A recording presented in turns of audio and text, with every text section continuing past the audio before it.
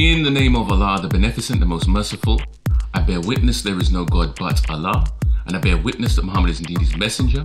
I greet my brothers, sisters, viewers, listeners, those who are just passing by and stumble upon us. In the greeting words of peace, we say Assalamu alaikum. You're listening to and watching Faja Show TV.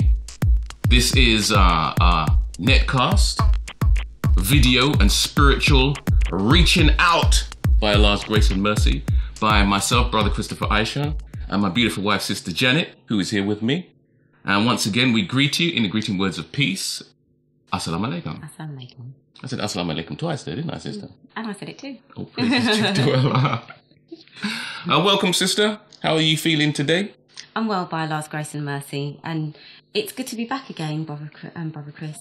And family, it's good to be back, you know, it's good to spend some time with one another and share what we've been given, you know, and what we are being given. And in fact, it's our duty, I would go as far as to say it's our duty to share what we have been given. And it's our duty to embrace technology and to use the tools that we have at our disposal, use the vehicles that we have at our disposal for the liberation struggle. You know, I was reading a text from one of the listeners, one of the viewers, and who was saying that, you know, it's good that we take time out to do what we do.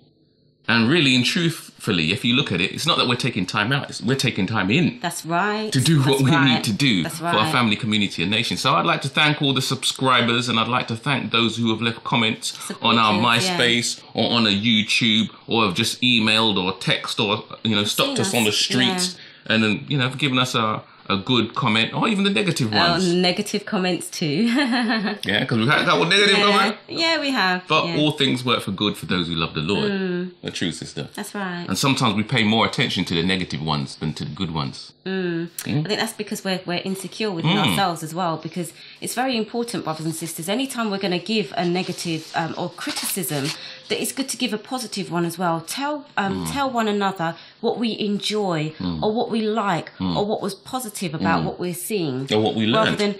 Or what we've learned, rather than just harping on the negative, because we've done the negative to death. I mean, we've done it so often, and, you know, we do it to one another so often, so it's nice, you know, to keep our duty to one another by spreading good news. All praise is due to Allah. Okay, family members, if you've just joined us for the first time, this is, as I said, Faja Show TV. We started it about 3 months ago now, looking at and analysing our situation, our family situation on a family, community and nation level. You know, the levels of violence, the levels of killing that we have been experiencing in our community. It is our duty to do something. It is our duty to speak into that situation, and also to lead by example in an attempt to bring our family members out of that situation, Sister. Yeah, it's our duty to do something to help to make a positive change, because a lot of the time we can work hard, but we're not necessarily working smart. And with this teaching, we're actually being given the solutions, you know, to the situations, to the problems, and that's what we need. We need solutions, but we also need workable solutions that will help to stop the killing and start the living.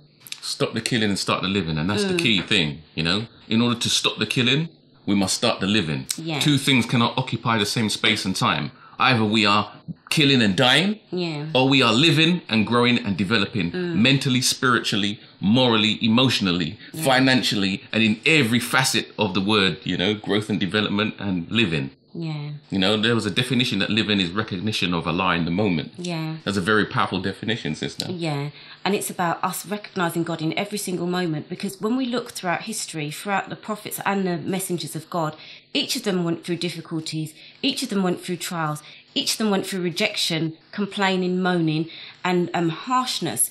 But what they did is they recognised God in every single moment, and he was the one who carried them through.